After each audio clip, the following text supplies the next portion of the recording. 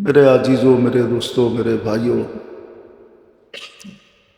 अल्लाह जल्ल जलालुहु अम्मा नवालुहुर एहसान,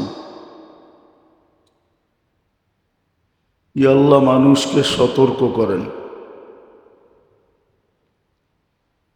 নইলে আল্লাহর জাত যদি চিন্তা করা হয় তাহলে আল্লাহ মানুষকে সতর্ক করার কোনো প্রয়োজন হয় না। খুঁটি ছাড়া যে আকাশকে দাঁড়া করাইতে পারে ওনার প্রয়োজন হয় না মানুষকে বুঝানো। পানির উপরে যিনি জমিনকে বিছাইতে পারে ওনার প্রয়োজন হয় না মানুষকে বুঝানো।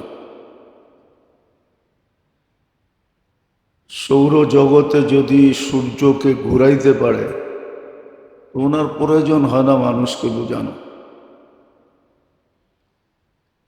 আমাদের দুনিয়াটাও সৌরজগতে কক্ষপথে ভাসমান, তো ওনার প্রয়োজন হয় না মানুষকে বুঝানো। আমাদের দুনিয়াটাও সূর্যের পিছনে পার ঘন্টায় ৬৬,০০০ মাইল গতিতে দৌড়াইতেছে।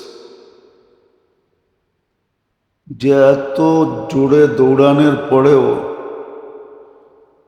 আমাদের গায়ে কোনো বাতাস লাগে না। আমরা কিন্তু দুনিয়ার ছাদে বয়ে রয়েছি, ছাদে। গাড়ির ছাদে বসা থাকলে যেরকম দ্রুত গতিতে বাতাস গায়ে লাগে, আমাদের গায়ে কিন্তু লাগে না। যে আল্লাহ এই প্রযুক্তি ফিট করতে পারে ওনার মানুষকে বুঝানোর কোনো প্রয়োজন হয় না। আবার শুধু আমাদের দুনিয়াটা সূর্যের পিছে দৌড়ায় না, ঘুরেও আর ঘন্টায় ১,০০০ মাইল গতিতে ঘুরতেছে। ঘুরা দৌড়ানো দুটোটা একসাথে, ওনার মানুষকে বুঝাইতে হয় না। যে কুদরত আল্লাহ আমাদের সামনে দাঁড় করায় রাখছেন, পাহাড়কে যিনি প্যারাক বানাইতে পারে ওনার মানুষকে বুঝাইতে হয় না, কিন্তু তারপরও মানুষকে বুঝাইতেছে। এটারও একটা কারণ আছে, কেননা দুটা জিনিস মানুষের জন্যই নির্ধারিত। আর একটা প্রাণী আছে যেটাকে দেখা যায় না। এই দুই জিনিস দুই জাতির কপালে, দুই জাতির জন্য নির্ধারিত। এই জন্যই মানুষকে আল্লাহ বুঝান। হ্যাঁ, বহুত কম লোক আছে যারা বোঝে, বুঝান বটে, কিন্তু বুঝে এরকম লোকের সংখ্যা সমাজে খুব কম। মুসলমান সমাজে খুব কম যারা এটা বোঝে। না বোঝার সংখ্যাই অনেক অনেক বেশি। শতকরা ৯০ জনের উপরে না বোঝার সংখ্যায়, আর বোঝার সংখ্যায় খুব কম। সেই দুটা জিনিস হলো সফলতা অসফলতা শুধু মানুষ আর জিনের জন্য। মানুষ সফল হবে অথবা মানুষ অসফল হবে। মনোযোগ মনোযোগ, তাহলে বুঝে আসবে, নাহলে বুঝে আসবে না। নাহলে একদিন আমার জীবনটাই আমার জন্য বিপদ হয়ে দাঁড়াবে। আবার আমারটা আমারই ভোগ করতে হবে, কারো কান্দে দেওয়া যাবে না। তো কোরআনে সুস্পষ্ট, লা তাজিরু ওয়াজিরাতুন উযরা উখরা, একজনেরটা আরেকজনের কাঁধে দেওয়া যাবে না। এই জন্যই কবি লিখছিলেন, जुर्म तो खुद करे लानत करे शैतान पर। মানুষ গুনাহ নিজে করে কিন্তু কান্দে ডাইলা দেয় শয়তানের। শয়তানের কান্দে ডাইলা দেয়, শয়তান আমাকে করাইছে। এই জন্য দুটা জিনিস আমাদের জন্যই। চির সফলতা, চির অসফলতা। এটা জিন আর ইনসানের জন্য। জিনও সফল হবে অথবা অসফল হবে, মানুষও সফল হবে অথবা অসফল হবে, কিন্তু বুঝতে চায় না। সফলতাটা কি এটাও বুঝাইয়া দিছেন। এই জন্য কিয়ামতের দিন দুই ধরনের ঘোষণা হবে, সাঈদা ফুলান ইবনু ফুলান, অমুকের ছেলে অমুক সফল। আবার আরেকটা ঘোষণা হবে, খাসিরা ফুলান ইবনু ফুলান, অমুকের ছেলে অমুক অসফল। আর ওটা চিরদিনের জন্য। সফল হলেও চিরদিনের জন্য সফল হবে, অসফল হলেও চিরদিনের জন্য অসফল হবে। এই জন্যই আল্লাহ আমাদেরকে বুঝাইতে চান। নাইলে আল্লাহ অ্যানালাইসিস করলে আল্লাহর মতো জাত মানুষকে বোঝানোর প্রয়োজন হয় না, বোঝানোর দরকারই ছিল না। কোনো সৃষ্টিকে আল্লাহ বুঝান নাই, সৃষ্টি করছেন আর রাইখা দিছেন। এমনকি ফেরেশতাদেরকেও বুঝান না, কিন্তু আমাদেরকে বুঝাইতেছেন। আর আল্লাহ অ্যানালাইসিস করলে এই কথাই সত্য যে আল্লাহর কাউকে বুঝাইতে হয় না। আল্লাহ ইচ্ছা করলে কানে ধরে ঘুরাইতে পারেন, নাকে রশি লাগায় ঘুরাইতে পারেন, যেটাকে বলে বাধ্য করতে পারে। কিন্তু ওই যে মানুষকে একটু ইচ্ছা স্বাধীনতা দিছেন, দুই পাও একসাথে না উঠাইতে পারলো এক পা উঠাইতে পারে, দুই পা উঠাইতে গেলে জাম্প দিতে হয়। তো মানুষকে ইচ্ছা স্বাধীনতা দেওয়ার কারণে আল্লাহ মানুষকে বুঝাইতেছেন। মানুষকে আল্লাহ বুঝান, কেননা মানুষের সামনে হয়তো চির সফলতা অপেক্ষা করতেছে, না হয় চির অসফলতা অপেক্ষা করতেছে। দুটাই অপেক্ষমান। চিরদিনের জন্য সফল হবে, চির শান্তির, যে জায়গায় যাবে ওই জায়গায় শান্তি আর শান্তি।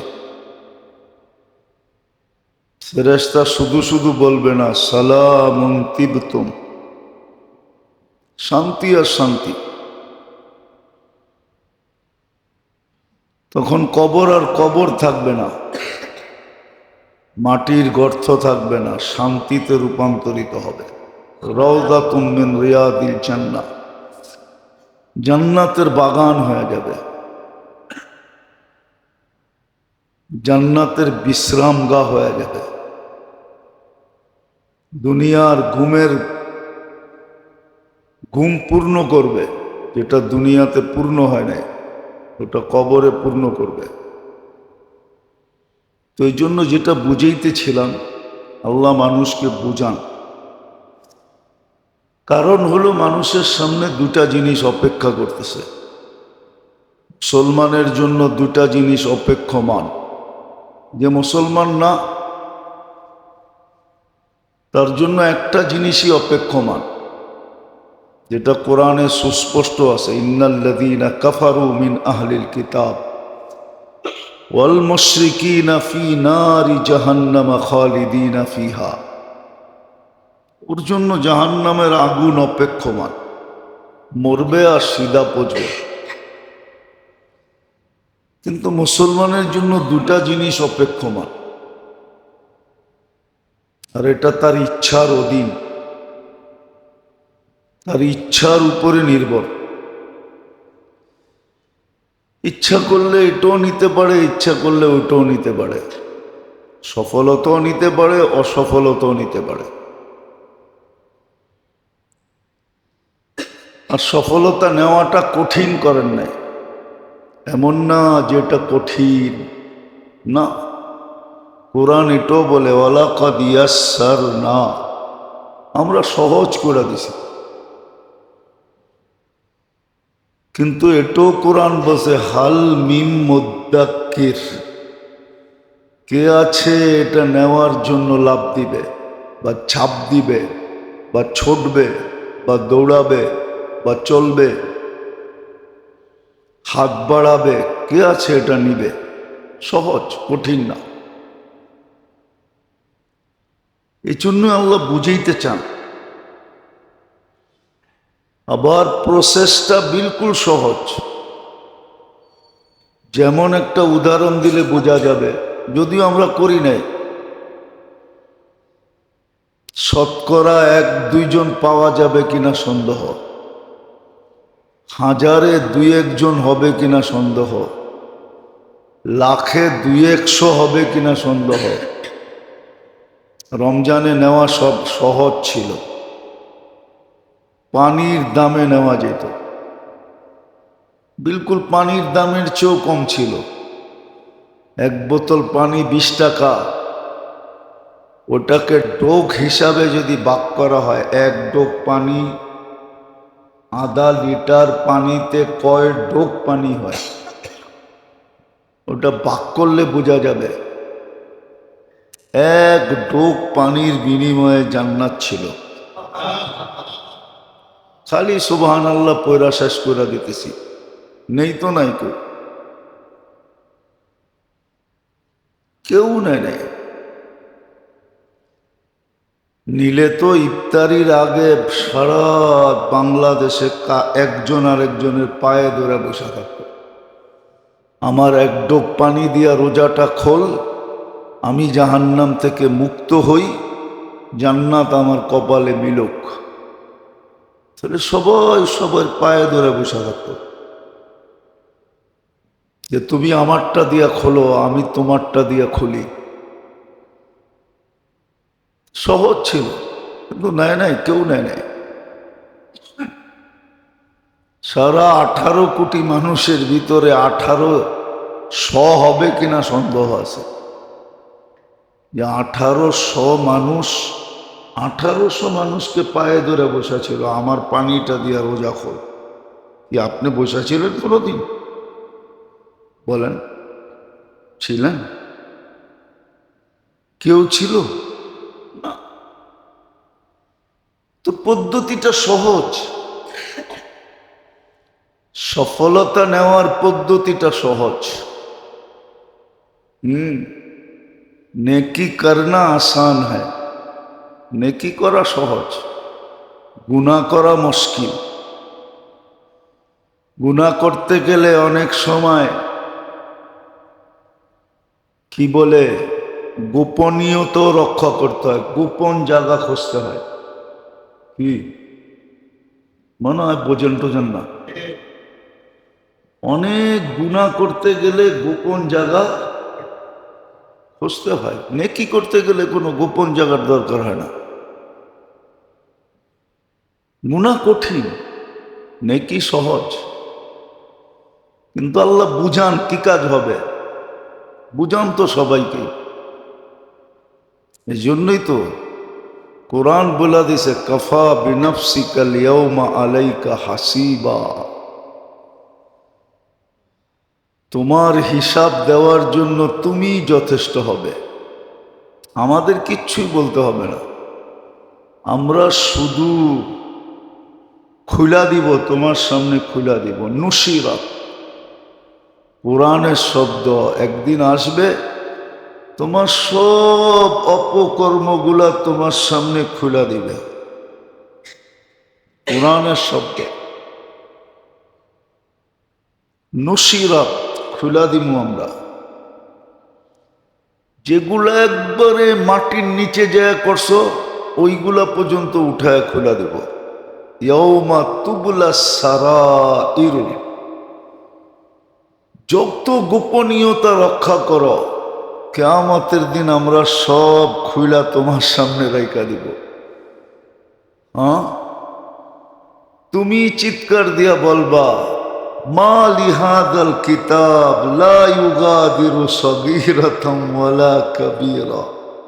কোরআন বলতেছে ওই দিন তুমি চিৎকার দিয়া বলবা হায় কি লো, সবই তো দেখি সামনে, ভাবছিলাম কেউ দেখে নাই, কেউ জানে নাই, কেউ শুনে নাই, কেউ বোঝে নাই, কিন্তু সব সামনে।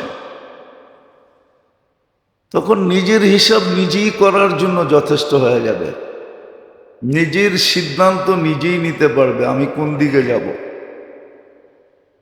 তখন চিৎকার দিবে, ইয়া লাইতানি, আফসোস, ইত্তাখাযতু মার রাসূলি সাবিলা। ইয়া লাইতানি ইত্তাখাযতু মার রাসূলি সাবিলা। ওই দিন চিৎকার দিবে, কিন্তু কোনো কাজে দিবে না।